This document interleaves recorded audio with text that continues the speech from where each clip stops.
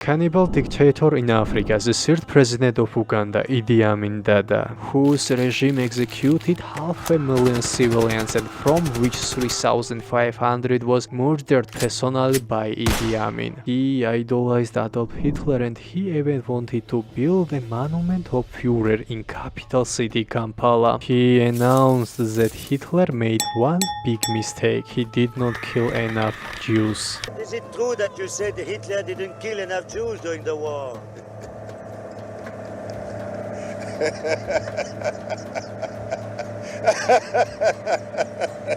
Africa, one of the biggest continents with the oldest culture, different religions, beautiful nature, exotic animals and charming population. But we know that every coin has two sides.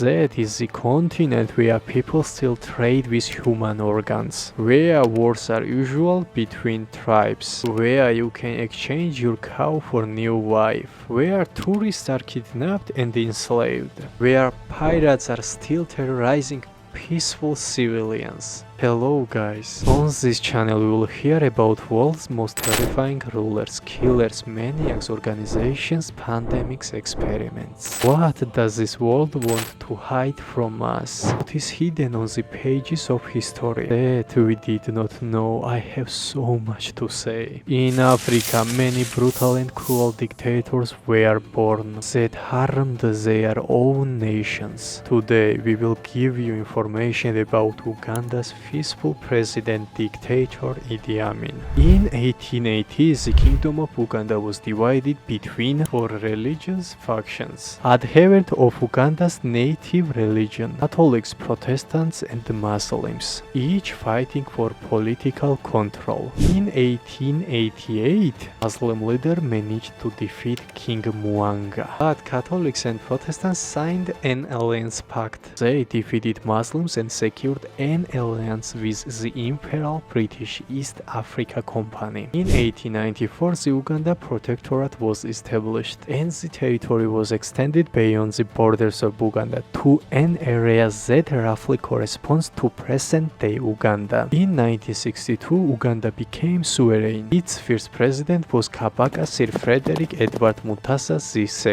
In 1966, Uganda population elected former Prime Minister Milton Obote as the second president of the republic. In 1971, Idi Amin, who was a loyal ally of Milton Obote, decided to betray his president and seized power in a military coup on 25 January 1971, while Obote was attending a Commonwealth Summit meeting in Singapore. The New York Times reported on January 31, 1972, that having put a halt to Obote's move to the left program, the Ugandan economy appeared to be heading out of serious economic trouble. It did not, however, that while nationalization had been put on hold, the government was putting greater emphasis on Ugandization of industry and retail and wholesale trade, which now is largely in the hands of the country's more than 80,000 Asians. Idi Amin decided to capture wealth from Asian people, Indians and Pakistanis that lived in Uganda. Idi Amin imposed large taxes for non-Ugandan people, mainly for Indians, but they still stayed in Uganda. Are you worried? Some people seem worried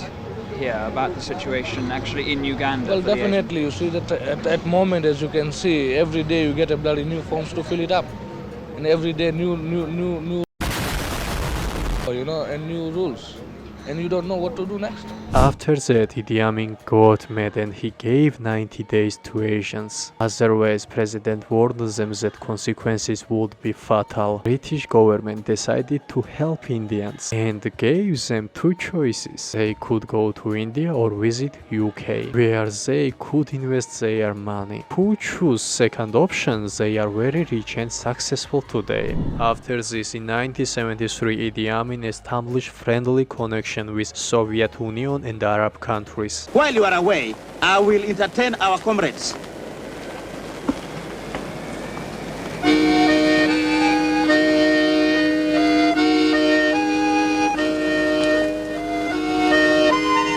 He He sent army and Ugandan officers to Syria and Egypt while Yom Kippur War. From 1973-1975, he increased Uganda army from 20,000 to 100,000. Weapons and military equipment was received from Soviet Union. He cancelled hospitals, schools, universities, and all the money from medical and education centers was used in military services.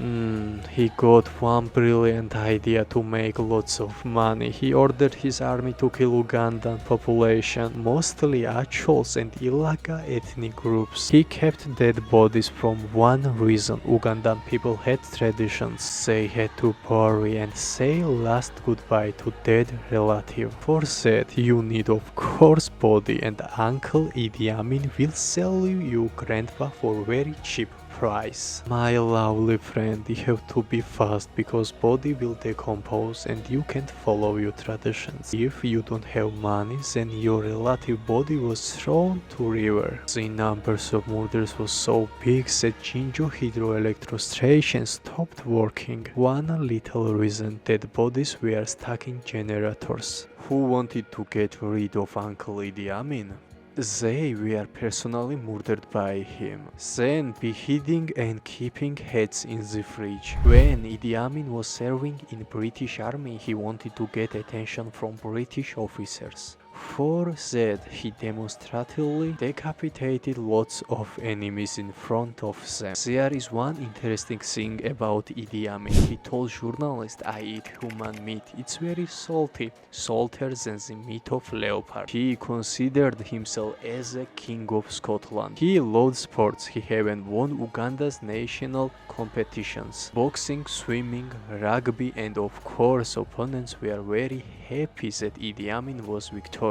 On United Nations conference, he declared that every country has people that must die. Every nation must sacrifice guilty people for nature. After this conference, to defend Ugandan population, Church opposed Idi Amin, but President killed Patriarch personally and beheaded him. Finally, Idi Amin lost his mind and decided to build monument to honor Adolf Hitler, but he realized that Soviet Union would not like this fact and changed his decision. In 1975, he announced himself as Field Marshal. In 1976, as the eternal president of Uganda. In 1978, he made a big mistake and declared war on Tanzania. In 1979, he was defeated. On 11 April, he ran to Libya. He then went to Iraq and then he moved to Saudi Arabia, where he died in the year of 2003. He was 78 years old.